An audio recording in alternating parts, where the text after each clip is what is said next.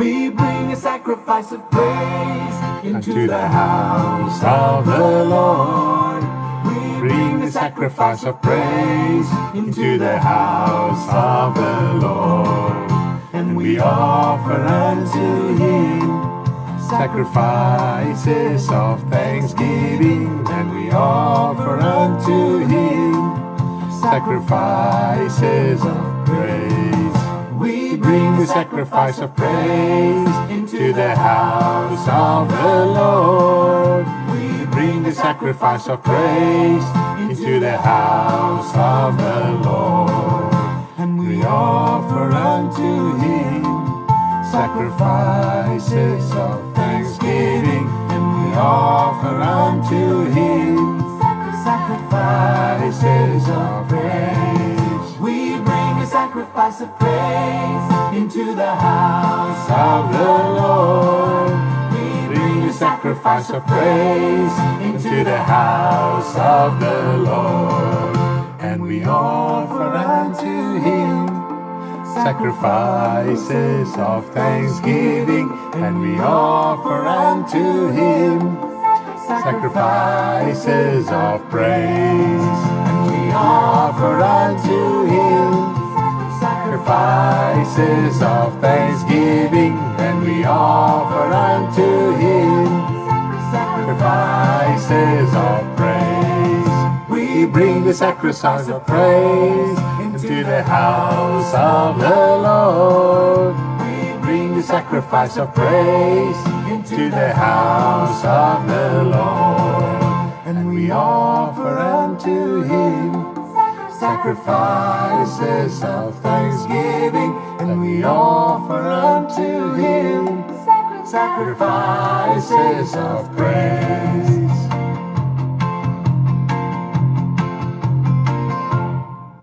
Good evening, everyone, and thank you for joining me tonight. Now, we usually have the Afrikaans Bible study on Tuesday, but because my wife is sick, we have changed it to Thursday. Then she will be ready with the Afrikaans. Now, it's truly a blessing to gather around the Word of God, and we thank the Lord for the opportunity to study the Word of God. Isn't that just amazing to be able to do so, have the means and methods to do so? Now, may our heart be open to receive from tonight's lesson. Yes, amen. Our hearts must always be open to receive from God's Word. Isn't that just amazing to understand that we can receive encouragement and teaching and admonishment? Hallelujah. Praise the name of the Lord for His goodness, His greatness, and His forbearance. Now, as everybody is tuning in, please do share the message to your Facebook timeline, to your WhatsApp status. Afterwards, we upload a video to our YouTube channel with the same name as here on Facebook, the Online Kerk.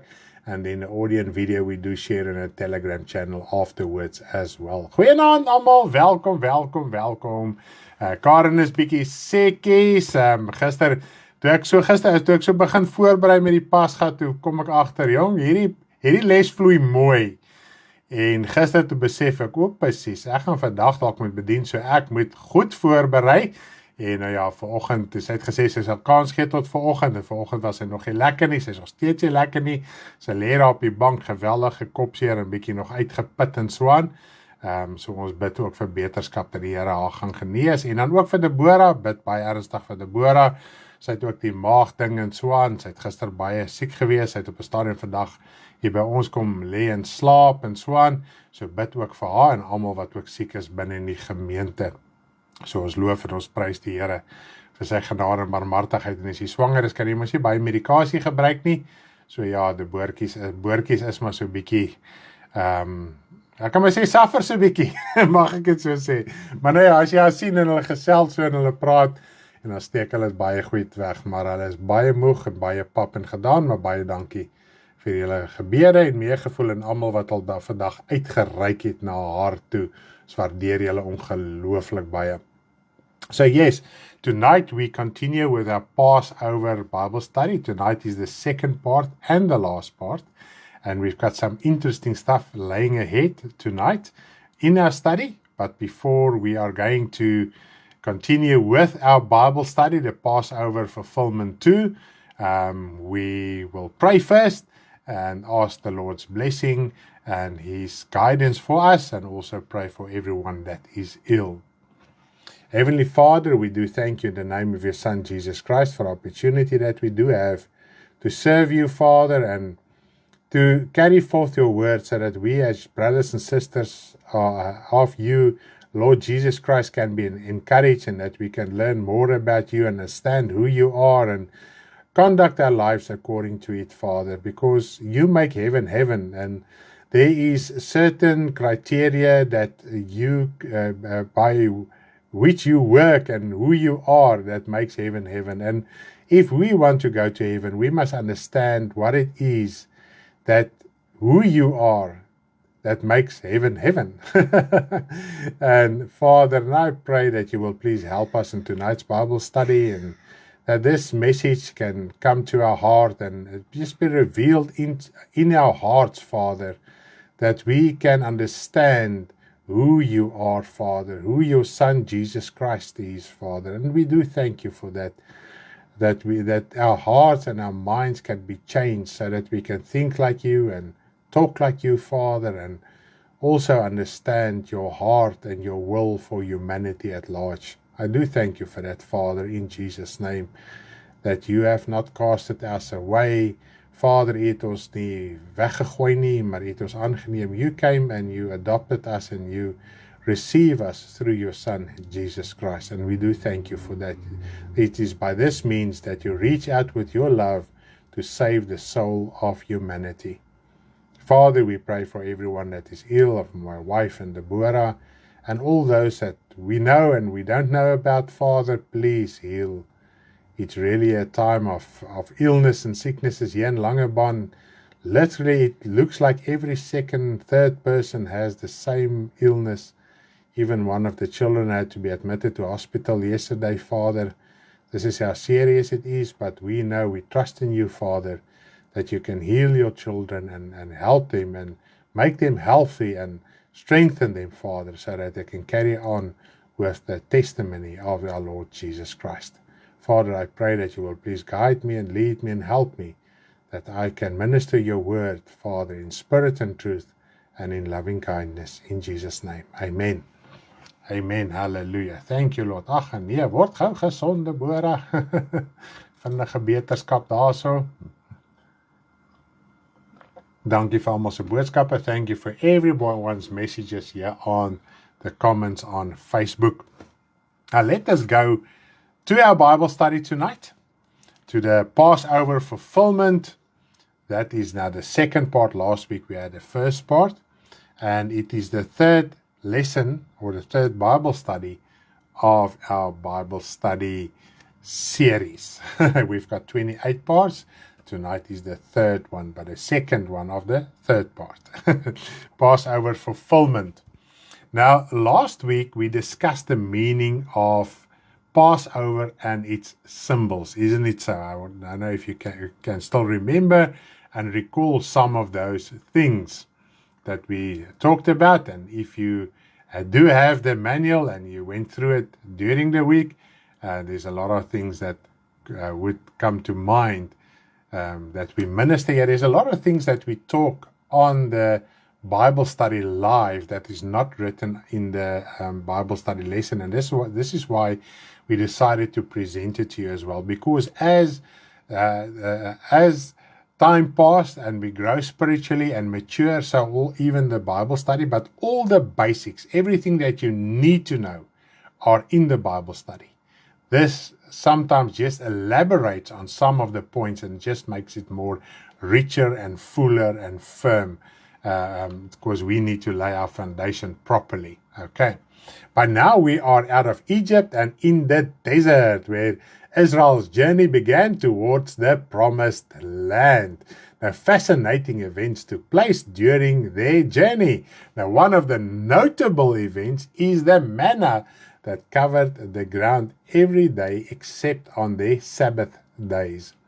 Now, to be honest, this is one of the this is the one thing most people know about. So if we usually talk about the journey through the desert from Egypt to Canaan, most will think of the manna, the bread that they received every day from God, that rained, that covered the whole land where Israel were dwelling in the desert, so they could collect it and make bread, and whatever they want to do with it, they could do it. Okay. Now, before we discuss this, I would like to draw your attention to pages 3 up till page 9. I'm not going to read through it.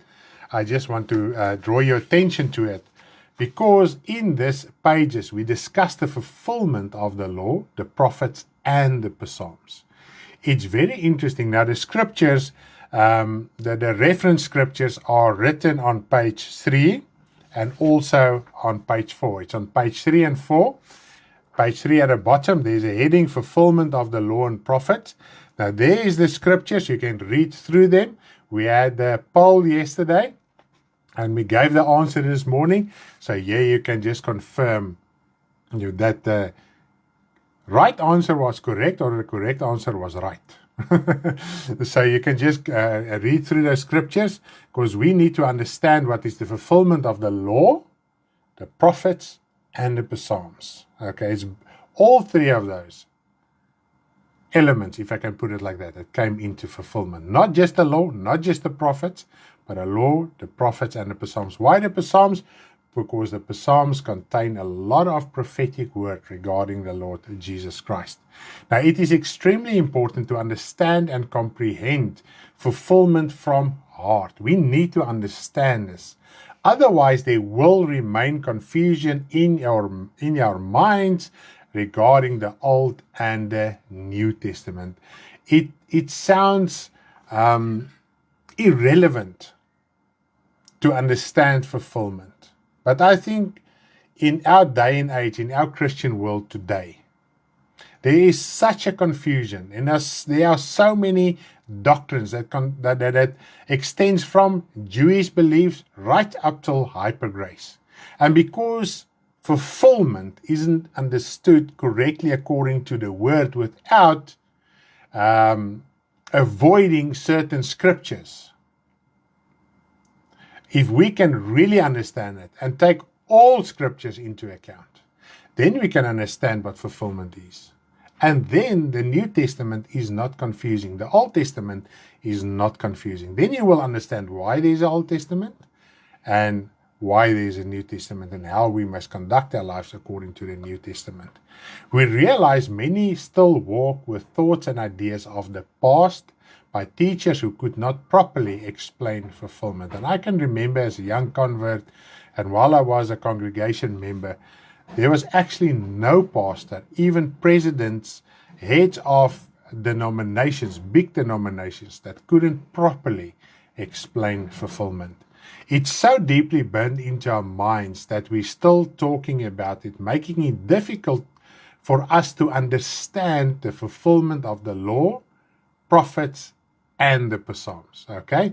Now, the one scripture that talks about it all is in Luke 24:44. You can read it. It is in your Bible study, but I'm going to read this one verse, Luke 24 verses 44. It's right at the top of page 4. If you're going to go to page 4 on your Bible study manual, you find these scriptures there, especially this one. And he said to them, "These are the words which I spake unto you while I was yet with you, that all things must be fulfilled, which were written in the law of Moses, the prophets, and the Psalms concerning me."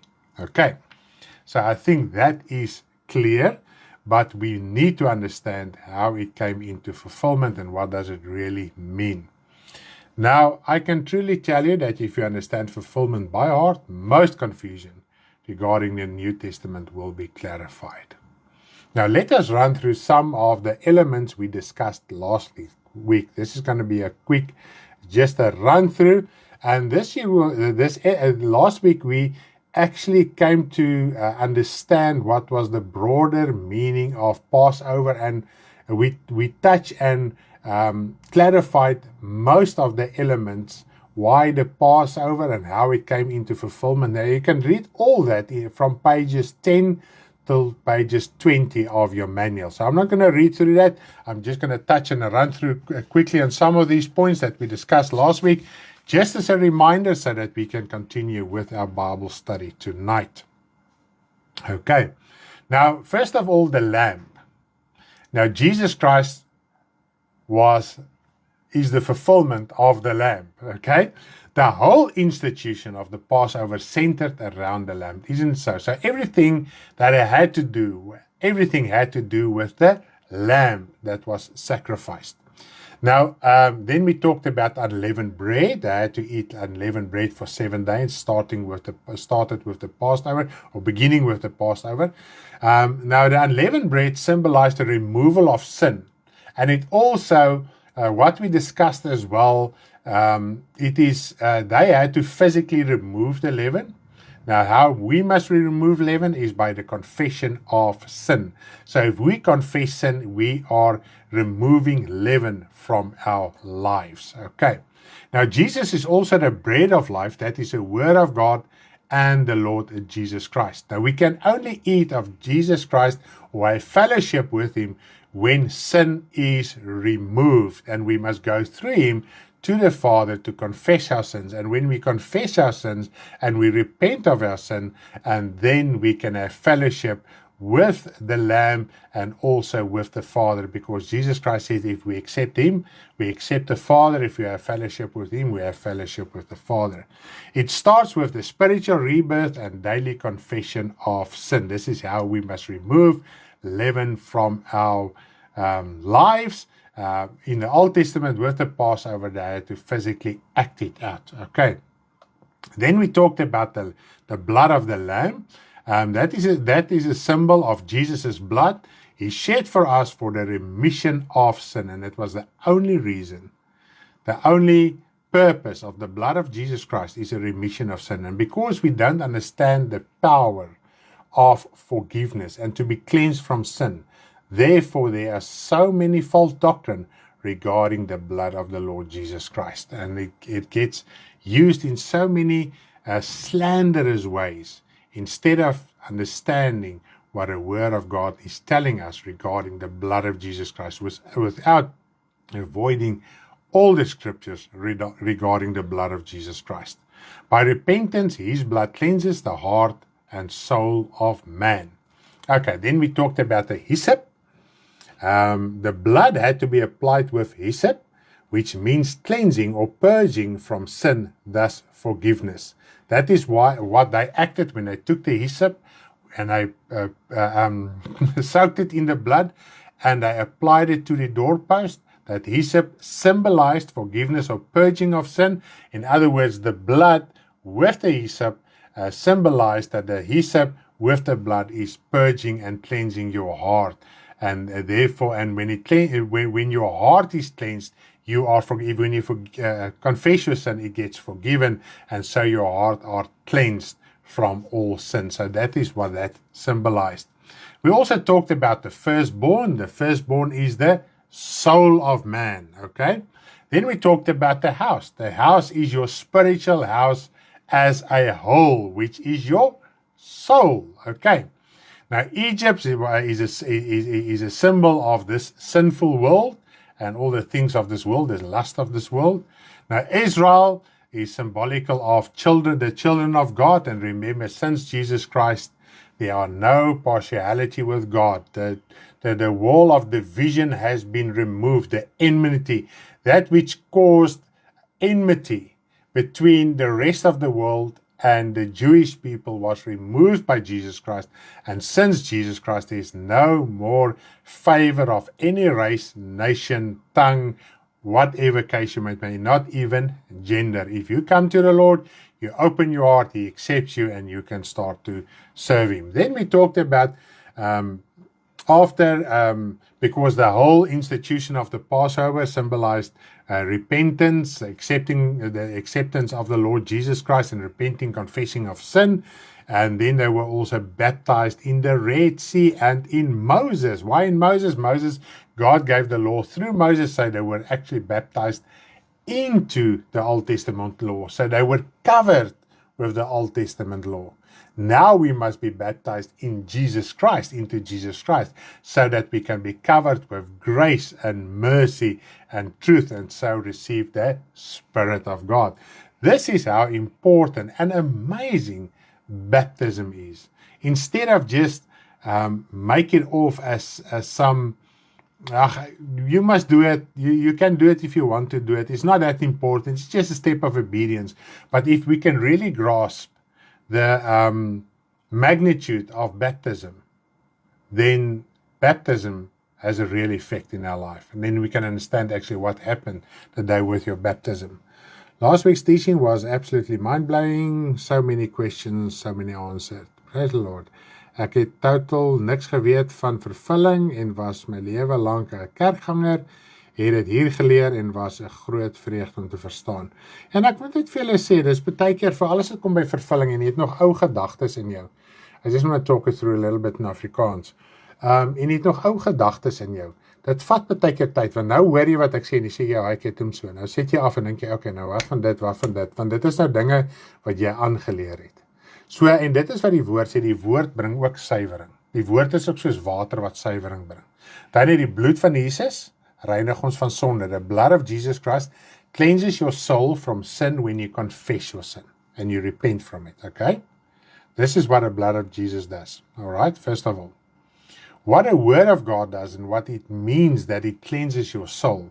We have thoughts and convictions and doctrines that we grew up with, ideas, which are not according to the word of God, a sound gospel, the true gospel, the truth of the word. Now, as you are hearing the word of truth, it cleanses, it removes, it convicts you of the thing that is correct, the truth of the word. And so it washes away the old convictions, the old doctrine. That is what that means. So that is why the word of God is also water that washes the soul, because it just changes our mind, our thinking pattern from our past to what it must be according to the word of God. Now, the overall prophetic message of the institution of the Passover is that man must accept Jesus Christ, who was sacrificed through repentance. This involved confessing sin and turning away from it. By doing so, Jesus' blood cleanses the heart and soul of man. The devil is then driven out of your spiritual home. As he is removed, you pass from darkness to light, from the world to become a child of God. Then you are a foreigner and a sojourner hier on earth. Jy is 'n vreemdeling en 'n bywoner op aarde. Die oomblik as jy jou hart vir die Here gee, dan sê jy, Here, ek is klaar met hierdie wêreld, ek is nou 'n vreemdeling. Dis soos 'n illegal alien in 'n ander land. Hy het geen regte nie, hy het niks daar nie. Goed, hy het nie burgerskap nie. Hy het geen regte daar nie. Hy moet maar net gaan soos wat hy kan gaan, sonder om die landswette te oortree, maar hy het geen regte nie. Net so, ons het nie meer regte op hierdie aarde. We don't have any rights here on earth anymore. The moment when you give your life to the Lord, you renounce your rights that you had in this world. Now, only forgiveness, and this is the emphasis that we placed on forgiveness, that we must understand. Only forgiveness, and I want you to listen up. And I don't know if it really struck you last week. You can tell me in the comments. Only forgiveness is stronger than the devil. Have you realized that? Only forgiveness. If you just think of the miracles Jesus did, at times he said, I forgive you. You are healed. And he said, what is easier to say? I forgive you, or stand up and walk. There he demonstrated the power of forgiveness. And he said to Peter and to us, I give you the keys of heaven. And the keys of heaven is forgiveness, to receive forgiveness and also to convey it, to live it, to share that forgiveness message to others. And that is the message of reconciliation. Isn't that amazing? But because we don't forgive, Even with the ministry of the gospel, we are partial because sometimes we minister and live to such an extent as if people are at that point that they cannot ever give their life to the Lord. God is not partial. He draws everyone. It's just everyone's decision what he will do with the free gift of grace that God extends to them. Now it binds him, and now Jesus Christ taught about this, that how the strong man must be bound. You must bind him, and then you can remove him from that home. Yes, prys die Here, dit het vir hulle sin gemaak, daar nog nie so daaraan gedink nie, kosbaar. En dit is hoekom Johannes die Doper se bediening. Jesus sê hy was die grootste profeet. Let's think for one moment. John the Baptist were the biggest prophet of all times, now except Jesus Christ, okay? Including Elijah, including Enoch, including Moses. Why? Because he preached forgiveness. Forgiveness is the only thing that can loosen your soul from the hold of the devil, that can drive the devil out of your life. Nothing else. No manifestations, no quotations of the Bible, nothing. The Word of God says, submit yourself to God. How do you submit? You must acknowledge your faults, your false steps. You must admit it, your wrongdoings, you must admit it. Then you submit. And then only the devil will be able to flee from you. If you are covered in sin and you use grace as a cloak for sin, then you can quote Bible verses, you can go for spiritual counseling, you can vir berading gaan, you can do whatever you want. Because in any way, all those things are not written in the Bible, how to get loose from the devil, just so by the way. Only forgiveness. That's why the day when you gave your life to the Lord, you felt free for a moment. That is the power of forgiveness. But we become reluctant to forgiveness, all right? And as our life continues, we fall back like the world, talk like the world, and we live a life of unforgiveness. Okay, if there is a word like that. Last week's teaching was absolutely, okay, that I saw. I don't think my comments refresh. There it refreshes now.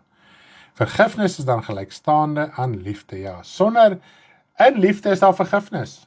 In love, there is forgiveness. You cannot say you love if you don't forgive, and it's the only thing. Jesus taught a parable regarding forgiveness.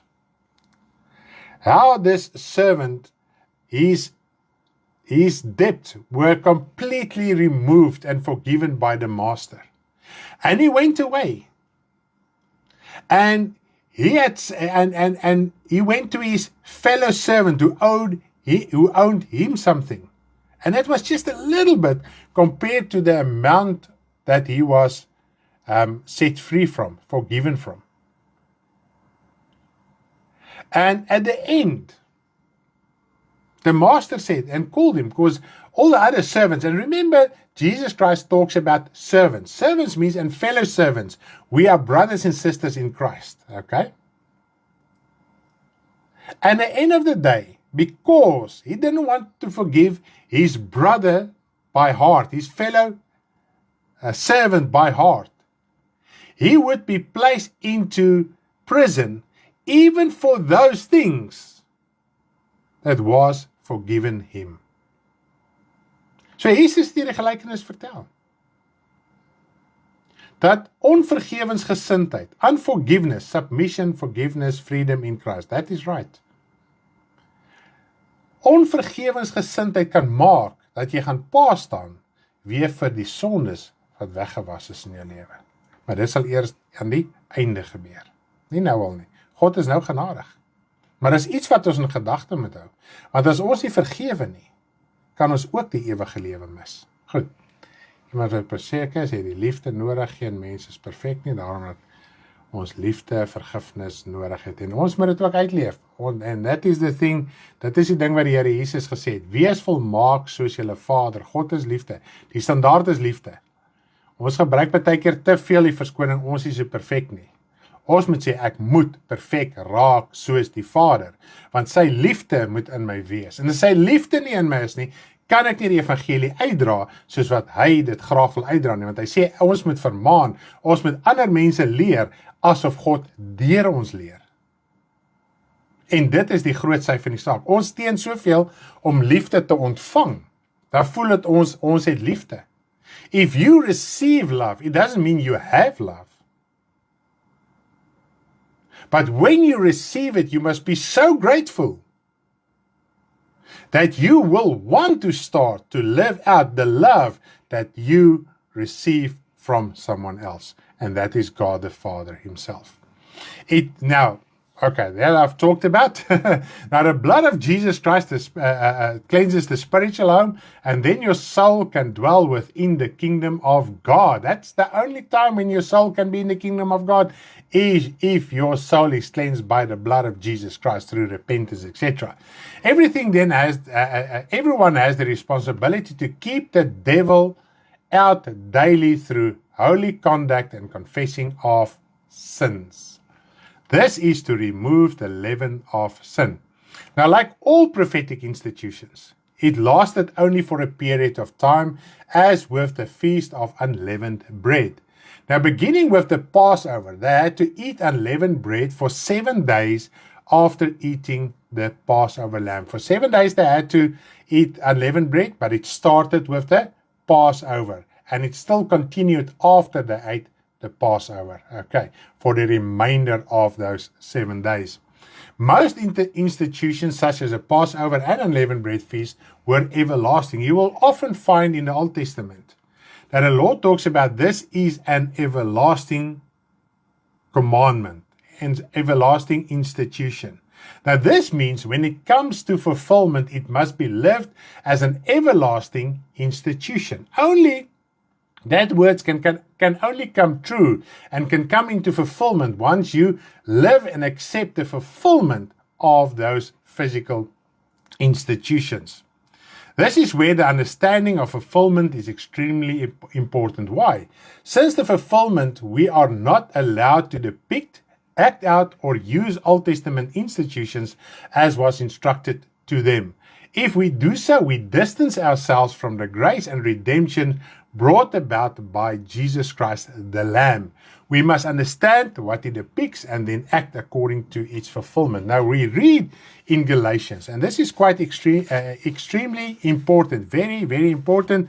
And we had a quiz today, and we're going to get to this in more detail a little bit later, but let me just clarify a point here quickly.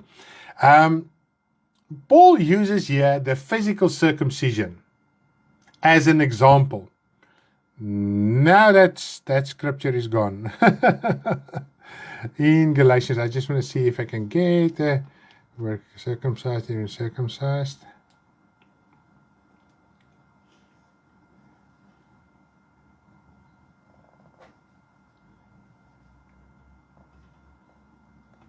I'll get to the scripture a little bit later, but if we desire to do certain things of the law, whether it is one or more, it can only be one. We are loosened from the Lord Jesus Christ. So we can loosen ourselves from the Lord Jesus Christ by falling back under lawish institutions, which is so popular within the Christian church nowadays. Okay, let us continue.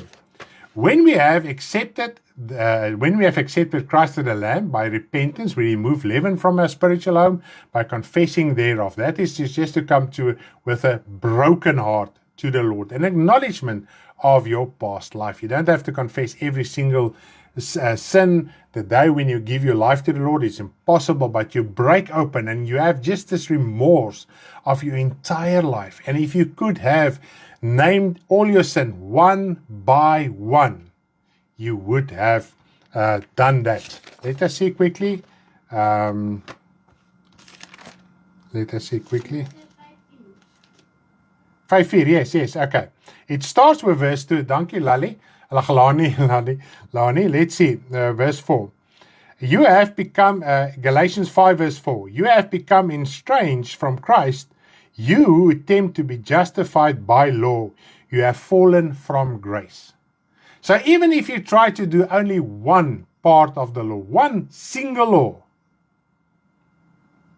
then you have fallen from grace. And this is the thing in the Christian church. A lot of people still think they're still busy with the gospel, but they've already fallen from grace. And that is tremendous. Okay.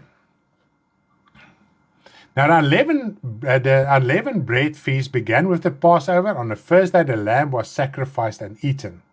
And I want to explain something to you very interesting about the 7 days of the unleavened bread. After this, they had to eat unleavened bread, which is part of the Passover. So we know by now from last week, the unleavened bread feast and the Passover was seen as one feast. We even read a scripture in Luke 22, verses 1, when they referred to Passover, it was not just the first day, it was the whole 7 days of unleavened bread. And if they referred to unleavened bread, it included the Passover lamb that they ate as well. So it had to overlap.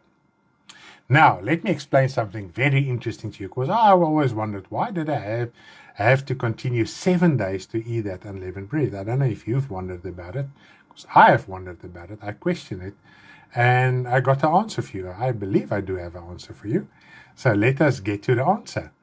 You give your heart to the Lord only once in your life, okay? This is when you accept and eat the lamb that was sacrificed. This is what they prophetically acted and displayed, okay? So give your life to the Lord, accept the Lord Jesus Christ, then you are spiritually circumcised, you receive the spiritual rebirth. This is the first time you have repented, was with your spiritual rebirth, okay? And you ate of the lamb, you acknowledge that Jesus Christ died for you, he's the sacrifice lamb, not in so many words of that day, but this is what happened spiritually and what they prophetically depicted in the Old Testament. Now you accept the Lord Jesus Christ, so you accept the fulfillment of the Passover they ate. Okay. From that moment onwards, until the end of your life on earth, it is your responsibility to remove leaven from your spiritual home. They had to eat the unleavened bread 7 days. Seven means perfection, until the end, until the cycle is completed. When is the end of your life cycle? When you end, whether it's by the second coming of the Lord Jesus Christ or if you die before the time. So now you came to the Lord. You gave your life to the Lord. You have repented. That happens only once. You cannot be born again twice. You can only be born again once. And then after that, and that is what they depicted for 7 days, the rest of your life must be celebrated, and you must feast with it with unleavened bread, without sin in your life.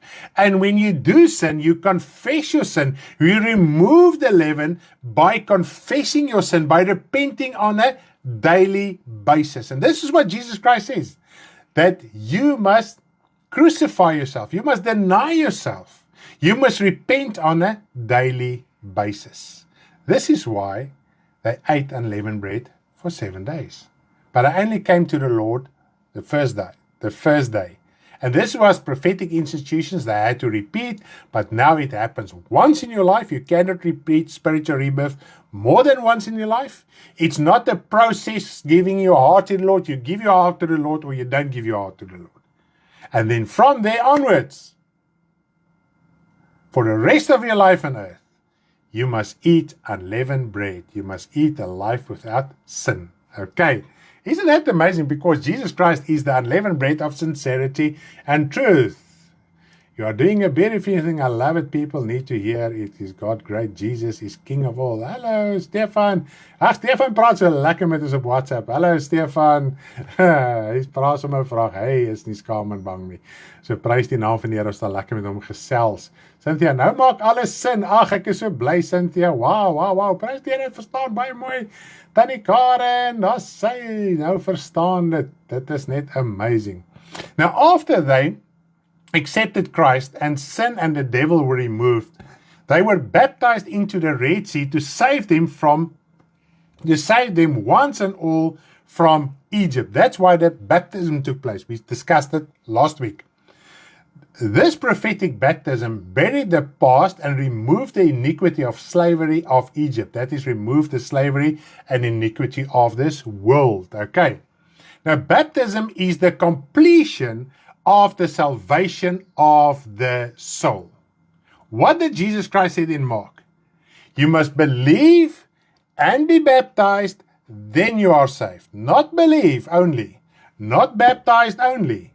Both of these must be prevalent in your life, and the one must precede the water baptism. Your spiritual rebirth, the circumcision of the heart, that you gave your life to the Lord, must precede your water baptism. You cannot be buried while you still are covered with sin. The sin must be removed from your soul, and then the sin, the wickedness, are buried, not you. If you want to be baptized without the circumcision of the heart, you are going to be buried. Your soul is going to be buried completely. And this is unfortunately a thing that is happening in the Christian world. And this is how even small babies get buried. If we understand the seriousness and the spiritual strength and power and meaning of baptism, it is easy to understand spiritual rebirth, water baptism, because with the spiritual rebirth, your previous life gets circumcised, it gets cut off. The covering of sin gets removed from your heart. You are born anew. You are naked and pure, innocent. And you must be covered then with Christ. You must be clothed with Christ. And your old life gets washed away and gets buried. Okay. And this is also the symbolism of Noah and the ark. We have discussed it in our previous lesson. Now we are moving on to page 20 of our manual. Let's go to page 20. Interesting things, eh? That's quite amazing. Let's go to page 20 of your manual. Praise the name of the Lord. We are going to conclude tonight with the Passover. Please do read through your manual. There's a lot of things obviously I'm not mentioning and talking about. You can go read through it with the relevant scriptures. Okay. Now, I just want to read at the bottom of the page, there's a heading, manna. Okay, I just want to read that first sentence. What is manna and where does it come from? It is so essential that it is even mentioned in the book of Revelation as the hidden manna. Wow, this is how important manna is. So we are now in the desert where Israel, where God started to give them the manna. All right. Now let us read the scripture in Revelation 2 verse 17. Revelation 2 verse 17. It's in your manual right at the bottom. He that hath an ear, let him hear what the Spirit says unto the churches. To him that overcomes will I give to eat of the hidden manna, and I will give him a white stone, and in the stone a new name is written, which no man knoweth save he that receiveth it. So we see we will eat of the hidden manna in heaven. I'm not going to elaborate on it now, just to show you how important manna is. And we're going to talk about Jesus' teaching regarding manna as well tonight. As they journeyed, they complained because of a lack of water and food. God gave them manna for bread and quail for meat. Because they complained, God decided that is what he is going to do. God did this with a specific purpose in mind, especially the manna. The manna carried a prophetic message. Now let us just read Deuteronomy 8 verse 3. Deuteronomy 8 verse 3, all the scriptures is in the manual. You can just go read through them as well. Deuteronomy 8 verse 3. So he humbled you, allowed you to hunger, and fed you with manna, which you did not know, nor did your fathers know, that he might make you know that man shall not live by bread alone, but man lives by every word that proceeds from the mouth of the Lord. So here we can see what was the purpose that God gave them the manna. And there's a very important word right in the beginning of the sentence, even in verse 2 of Deuteronomy 8, where he talks about he humbled you. Okay, we're going to get back to that word again, and humbleness and manna are connected to each other. Now, the word manna means what is it? That you will find on page 20 and 21, and the scriptures are on top of page 21. What is it? And let's read the scriptures there of Exodus 16:15 and Exodus 16:31. Exodus 16:15 and Exodus 16:31. It's in your manual as well, on top of page 21. So when the children of Israel saw it, they said to one another, "What is it?" For they did not know what it was. And Moses said to them, "This is the bread which the Lord has given you to eat." So manna is bread. And the house of Israel called its name manna. Or some translations have the word man, but the original word is manna. And it's like the white coriander seed, and the taste of it like wafers of made with honey. So it was something very deliciously. It was tasteful. It was royal food. It was even compared with food from angels. This is how it tasted, and the texture and everything of the manna. So it was actually a delicacy. All the scriptures are in a Bible manual. Read through them. That I've just talked to you now about the royal food. Now we read in the scripture in Deuteronomy 8 verse 3 why God gave them manna. It was the manna that revealed what was hidden in their hearts. We must remember that everyone from Moses to the least ate the manna. They all experienced the same circumstances, not just some of the people, not some of those in Israel. Everybody experienced exactly the same and ate from exactly the same manna. Everyone's heart were exposed by the manna they ate, those who were upright and the rebellious. And that is bread from heaven, angel food, royal food, food fit for a king, the delicacy from God from heaven revealed their hearts. Whether you were upright or whether you were rebellious. This carries a powerful prophetic message that was fulfilled in Jesus Christ and ties in with the Lord's Supper or Holy Communion. And you can read that in John 6 verses 22 up till verse 58. John 6 verse 22 up till verse 58. But I'm going to read in your manual this evening on top of page 20, New Testament communion, because we want to see how manna ties in with the communion. Okay, and Jesus gave a complete teaching regarding how manna and Holy Communion ties in with each other and with him as well. And that is John 6 verses 22 up till verse 58. Okay, let us read here. Jesus' revelation or teaching regarding the purpose and reason for the Lord's Supper was explained in that scripture I've just mentioned. This was after he multiplied the 5 loaves and 2 fishes and walked on the sea. That you can read from verse 1 up to verse 21 of John 6. In this passage, he described how he is the true bread that came down from heaven. So here in this passage, he describes how he is the true bread that came from heaven. Now, this is the same crowd that asked him for a sign where he multiplied the bread and the fish. And after he multiplied the bread and the fish, they said he was a prophet and they wanted to make him a king.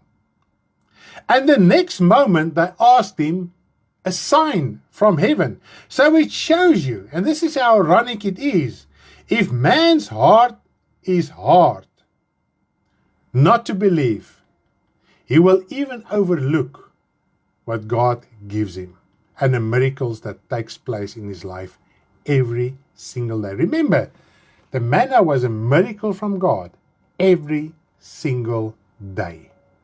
So they experienced the hand of God every day of their lives. Okay.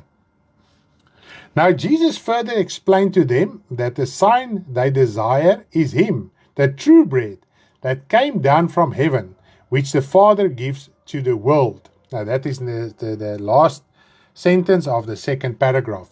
Everyone who believes in him will inherit eternal life. So Jesus Christ explained that he is the true manna. He is the true bread of life. Now, manna revealed their hearts. And so, the true bread of life will reveal our hearts as well. Now, true manna humbles us. Though it is royal and heavenly food, one must become humble to appreciate and understand its value. If you, and this is what we said last week as well, I think it was on Sunday as well. If we are following a gospel that doesn't humble us, we are not busy with the gospel of spirit and truth. Jesus Christ is the manna, the true bread, the manna that descended from heaven, that came from the Father. And what was the purpose of the manna in the Old Testament? Was to teach them that they must not live by bread alone on this earth, but they must primarily, real life is to eat from the Word of God, the true bread of life, Jesus Christ. Okay. They become, as time passed, they become dissatisfied with the manna because it was the same every day. Should I humble myself every day? No excitement, no hype, just obedience, the same every day. And as I've said, we don't understand the power and the value of forgiveness. And if you don't humble yourself every day, you will eventually despise the gospel. Not so much by words, but by your lifestyle. The simple word, the basic word, will become boring because there is no hype, there is no sensation. And if we don't have sensation, we seek sensation. And nowadays with social media and the internet and Facebook and all this stuff and cell phones, it's easy to find sensation. But who preaches humbleness, the true manna that is descended from heaven, who is the same every day? We preach and we say God is the same, Jesus Christ is the same. To enter into heaven, we must do every day the same thing. Because every single day we sin. Every single day we are puffed up. Every single day we think we are great. We need to humble. And if we don't follow that path, we will argue against the word. We will be rebellious against the word. We will question things of the word all the time. There's nothing wrong to ask questions if you don't understand. But sometimes we are just plain stubborn and rebellious, like Israel of old. If we don't live a humble life, the gospel will be for us utterly boring. And this is what we find in the Christian world. Christian churches has changed everything to bring sensation, to get people, to get the crowds, so that they can be financially enriched. That is the only purpose of church nowadays. Not to preach the gospel, because souls are going to hell. And to teach them, if you are going to start to serve the Lord, you must humble yourself. Deny means you must humble. You must acknowledge you are nothing. Not pity yourself. A servant knows he's nothing, but he works, he toils, he's there every day, zealously work. His loins is girded. His lamp is burning. He's there. A servant that pities himself and sits in a corner receives no reward, and his master will chase him away. You lazy servant. It's not the person that does the most who is arrogant and haughty. It's usually the person who does the least. Jesus Christ did the most, and he was humble and meek and loving and caring and full of forgiveness and truth. Now let us go to page 21. Let us go to page 21 of your manual. Of your manual. More or less at the bottom, there's a heading or a topic, miserable food. And I'm just going to read a few lines there as well. Miserable food. Israel later began to complain about this royal food, the food from angels, this delicacy. This is when the Lord sent poisonous snakes to them. And I'm going to elaborate on it just now, just to get our minds and our hearts prepared for what I'm going to talk about, the poisonous snakes. Even this event is a prophetic act that was fulfilled in Christ and is still being fulfilled in the spiritual lives of born-again people. Let us just read here in Numbers 21, verse 4 and 5, the scriptures. I do give the scripture reference in the manual.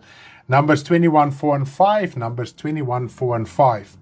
And they journeyed from Mount Hor by way of the Red Sea to compass the land of Edom, but the people's soul fainted on the way. Their soul fainted on the way. Not their bodies, the innermost, who they are. You are more of a soul. Your soul, if you don't realize it, your soul drives actually your body. Whatever desires is in your soul, in your heart. Now, your heart is in your soul. It's not this heart, okay? Jesus taught it in Matthew 7 and also Mark 15, if I'm not mistaken, that the origins of sin lies within the heart. And if that can be rooted out in the heart, then your outward actions will also be cleansed, will also be godly and God-fearing and God fruitful. Okay, let us read verse 5. And the people spake against God and Moses, saying, Why hast thou brought us up out of Egypt to die in the wilderness? There is no bread or water. Our soul loathes this miserable bread. Don't we sometimes feel like this? Our soul, there's one scripture that it says, I'm just going to, right at the bottom of page 22, I'm just reading there as well. Still fresh in their minds, they began to complain because they had no meat, and their souls were dry from manna which they had eat daily. They went so far as to stand by their tents and weep, cry bitterly like a child who is throwing a tantrum. Now all the scriptures are there. I'm just reading my comments in the manual right at the bottom of page 22. So there came a time when I thought the manna was miserable food. It loathed their soul. They say our souls are dry. Yes, their souls were dry because they did not understand. Their soul must live from the word of God. And this is what we don't understand. We want to use the word of God to enrich our earthly life and to spend it in pleasure and the things of this world. And then we think we live. You don't live, you're busy dying. This is what Jesus Christ says. Inward, you are full of dead man's bones. Outward, you can have the appearance of godliness. Outward, you can have smiles. Outward, it can look like you are still a Christian, doing Christian things. But at the end of the day, what do you really live from the Word of God? And I realize this is sometimes people don't want to ask advice because they know there's a truth in God's Word. We rather want to sit with people talking like us and just complaining like us and just being a busybody, gossip, bemoeisiek and praatsiek, talksiek. Do we really want answers? Do we really want to know what a word of God is telling us in our circumstances and how to conduct a holy life? Because that is the only thing we must understand. If you conduct a holy life pleasing to God, then you will know how to live your life and what decisions to make in the flesh as well. Okay.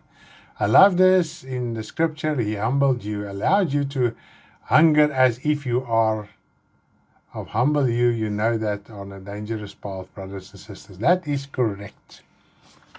If you don't experience circumstances, if you don't experience trials and troubles, we don't know what it is, what the power of God's word is. But then we need to acknowledge and humble ourselves and say, Lord, I'm weak. I understand that my life is not according to your word of holiness and fruitfulness and bearing fruit. I need to change. Lord, please help me. It's a daily process. It's every day the same. Jesus Christ never changed. God the Father never changed. They're every day the same. And if you can embrace that, I can tell you, you will actually live in glory in your heart. Amen. Where are we now? Praise the name of the Lord. Precisely because of manna, God ultimately revealed their hearts. That is the last paragraph of page 22. Now let us go to page 23, the brass snake. Now they were complaining, etc. And let us read what happened next. The Lord promised them, this is more or less in the middle of page 23, just above the topic brass snake. The Lord promised them meat and sent them quails in abundance.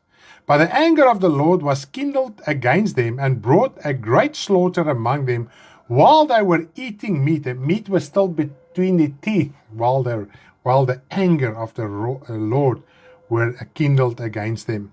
Because they said, why did we ever come out of Egypt? That is Numbers 11 verse 20. Why did I ever give my life to the Lord? Why did I ever accept the truth of the gospel? Why did I ever do this? Because it is boring. I loathe it. Our lifestyle, how we conduct it, where we spend our time, our prayer life, that shows whether the gospel is boring or not, even if you don't say it with words. Okay. Now, the Lord, the topic brass snake, I want to read there, the first sentence there, and the scripture as well, Numbers 21 verse 6. They rebelled against the Lord again with manna and meat, saying their souls despised the worthless bread, the manna especially disgusted them. That is when God sent the serpents among them. Then the Lord sent fiery serpents among the people, which bit the people, and many people of Israel died. Now, then the Lord instructed Moses to make a bronze snake, and this is quite amazing. God said to make a bronze snake and put it on a pole, and everyone that gets bitten by a snake must look unto this brass serpent that was on a pole. And the first thing I want to mention here, Moses couldn't look on the serpent on behalf of the people. If I was bitten, not my father, not my mother, not my children, not my wife, nobody could have looked upon that brass serpent on my behalf. I had to do it myself. And this teaches us a great thing in the gospel. We are personally responsible to get spiritually healed. Not even Moses, who made the snake, the brass snake on the pole, could have interceded for the people. Not Aaron, nobody in leadership, not Joshua, not Caleb, nobody. They had to do it themselves. And it is work. And because we don't understand the gospel as work, remember, work has never changed. They worked in the Old Testament, we must work in the New Testament. And this is what Paul said. I worked and toiled every day to advance the gospel of the Lord Jesus Christ. Now, if he worked and toiled, why will he preach a gospel contrary to work and toil every single day? Why do we have to work to advance the gospel? To preach repentance. This is what we must do. Okay? And it's everybody's personal responsibility to get healed and get that serpent poison out of our hearts. Now, Jesus also referred to this incident as a prophetic gesture of how he would be exalted through death on the cross. Let's read these two verses, John 3 verses 14 and John 3 verses 15. John 3, 14 and 15. And as Moses lifted the serpent in the wilderness, even so must the Son of Man be lifted, so that everyone who believes in him may not perish, but have everlasting life. This is the verse prior to verse 16. For so God has loved the world that he gave his only begotten Son. Everyone, you are personally responsible to accept the Lord Jesus Christ, to look up to him. What does it mean? If I look up to someone, it means I humble myself. I regard him more than myself. Like John the Baptist even said, he is more and I must become less. He must become more and I must become less. We must have that attitude on a daily basis. Okay. Jesus gave us, now this is also the main, quite an interesting thing regarding the serpents. Jesus gave us authority to tread on serpents and scorpions and over all the power of the enemy, and nothing shall by any means hurt you. And now I've got a scripture references there. Now the first victory we gain over the enemy's power is the spiritual rebirth. This is what Jesus Christ says. I give you authority over this poison. I give you the authority. How do you receive it? By accepting Jesus Christ, looking upon him. Now we have this serpent nature, the serpent character in us. And we must understand, when we look upon Jesus Christ, we see the serpent in us, who is poisoning us. And we must humble and confess our sins.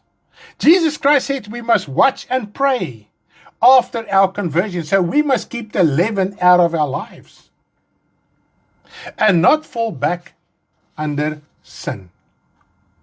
So this is what that depicted. All right. Now let's go over to page 30, and I'm almost done with tonight's Bible study. Deadly poison. And this is also the quiz we had today, and I'm just going to elaborate a little bit more on it. Okay. Just something very interesting from page 33.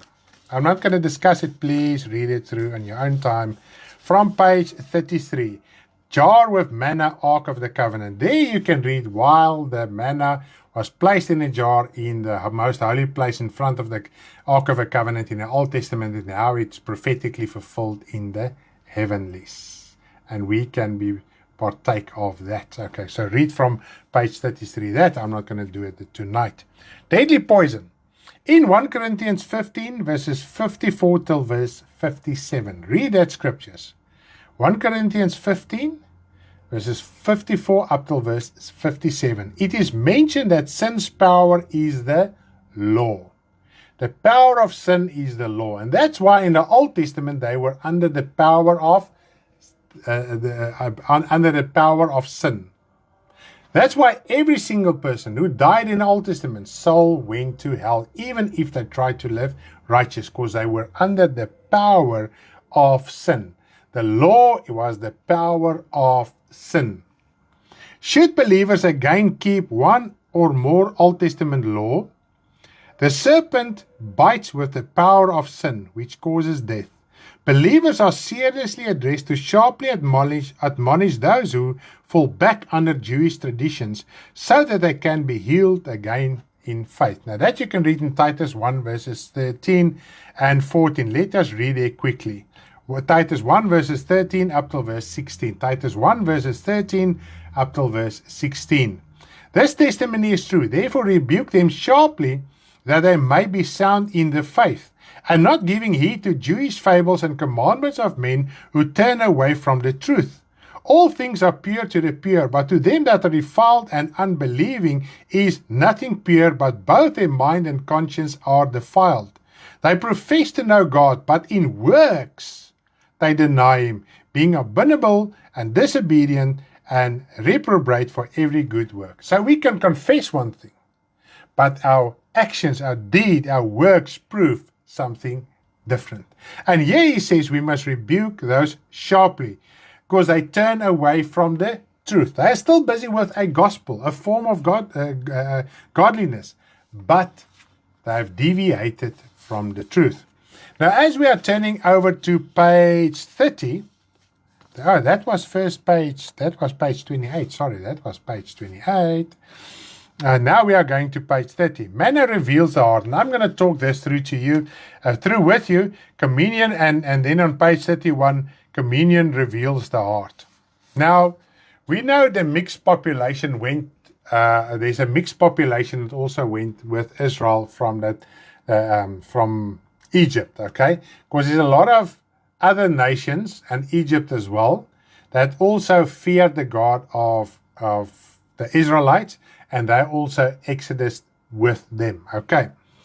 And they were always cunningly devising things, and Israel in general just went through it and went with it, and they went with the mixed people.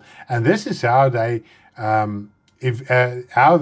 worship idols, even if when they were in the desert. They even worship idols at the edges of the camps. Did you know that? While the ark and the tabernacle were right in the middle of the entire camp, they worship their idols at the borders, at the end, and even in their tents. Okay. Now, as God gave him the manna. Now, first of all, remember what the meaning of manna is. What is it? Even in Jesus Christ's time, there were times when they said, who is this? Where does he come from? Where does he receive this wisdom? The same as the physical manna. They didn't really knew who Jesus were. They guessed and thought, okay, he comes from Joseph's lineage, he's from Nazareth, but is he not? And sometimes the Jewish leaders just said, we don't know where this man is coming from. Who is he really? You say he's coming from there, but is he really coming from there? So they didn't really know who he was. Okay, so that is also a prophetic fulfillment of that as well. Now, the manna revealed the hearts of people. Now, as the Holy Communion or the Lord's Supper also came in fulfillment, it is the fulfillment of the physical Passover. Now we have to eat the bread, and remember they had to continue eating the bread, and Jesus Christ instituted the bread as his body that we need to eat, the unleavened bread, the bread without sin, and therefore we must be without sin as well. And if our heart is not upright, and we eat of the unleavened bread, whether it is with the Holy Communion or on a daily basis, we say we follow Christ, he will reveal our heart. And this is what the Bible is talking about. The Word of God is sharper than any two-edged sword. It is powerful. It pierces through to bones and marrow, to the division of soul and spirit, to the inclinations and the thoughts of the heart, the intentions. Why do we think things? Why do we follow Christ? And this is the main thing that the manna did. Why did you come out of Egypt? Why did you follow Moses out of Egypt? Were your heart sincere right from the beginning? Or did you have a different idea when God will deliver you, you will just have moonshine and roses on the other side? What was your real intention? Because remember, for 400 years, they served the idols in Egypt. They built the temples. Now God God removed them. Now their hearts needed to be changed from the past life of sin and idol worship to worshiping God. And that's why God instituted new ways to worship him, for them to forget their past. And it happens through the bread. And God gave them the manna so that they can try to understand. They must live from the Word of God, not from the sin of the past anymore. And it was daily the same thing. And daily their hearts got revealed. And we as well. To serve the Lord in spirit and truth is really humbling. It humiliates us every single day, before work colleagues, between friends and family. It humbles you all the time, every single day. No hype, no excitement, no reward here on earth. And because we don't understand this, we look and seek after things that gives us emotional goosebumps, wants to make us feel good for a moment. Instead of getting your foundation built on the rock and digging deep into that rock and understand this is the rest of your life, the path that you are going to walk. To lay down the old life, because the new life, the manna from heaven, Jesus Christ, the Word of God, must cleanse your soul from your old ways of thinking and sin. And then in the process, as time passes, a lot of people reveal why they really accepted the Lord. A lot of people, and I can tell you most, start to serve the Lord with the intention that it will become better in the flesh. And if we have that mindset, we are in a very dangerous place. But if you can realize it, like the prodigal son, and you can come to yourself tonight, say, Lord, please help me. My intentions was wrong. I understand something tonight, and I want to change my heart. I want to change my mind, and I come to you to help me to do so. And so the word will come in, and it will start to change you. And if you see within a year, within a few months, you already start to think completely different than tonight. Praise the name of the Lord. I'm finished with the Bible study, fulfillment of the Passover. Wasn't that amazing to understand? What really stood out for me was the 7 days of unleavened bread for the rest of our life, because it is an everlasting commandment. It will never change. Every single day you will get the word. You must humble yourself. It is the same thing over and over and over again. But if you accept it with joy in your heart, it is really a blessing to serve the Lord in spirit and truth. May you have a blessed evening. Thank you for your prayers. Thank you that you are still praying for Karen and Deborah and everyone that are still ill. Praise the name of the Lord. And I'm going to finish with the song that we started with, Sacrifice of Praise. It's just such an exciting song to think that we can serve the Lord in spirit and truth all the time, instead of thinking, Lord, it's so boring every day, the same thing. No, it is exciting to serve the Lord. Let's play the song and sing it together there at your home. And Thursday evening, Afrikaans, Karen wat met julle gaan praat. We bring a sacrifice of praise into the house of the Lord. We bring a sacrifice of praise into the house of the Lord. And we offer unto Him sacrifices of thanksgiving. And we offer unto Him sacrifices of praise. We bring a sacrifice of praise into the house of the Lord. We bring a sacrifice of praise into the house of the Lord. And we offer unto Him sacrifices of thanksgiving. And we offer unto Him sacrifices of praise. We bring a sacrifice of praise into the house of the Lord. We bring a sacrifice of praise into the house of the Lord. And we offer unto Him sacrifices of thanksgiving. And we offer unto Him sacrifices of praise. And we offer unto Him sacrifices of thanksgiving. And we offer unto Him sacrifices of praise. We bring a sacrifice of praise into the house of the Lord. We bring a sacrifice of praise into the house of the Lord. And we offer unto Him sacrifices of thanksgiving. And we offer unto Him sacrifices of praise. Bye-bye. Enjoy your night. Sleep tight. We love you all. Bye-bye.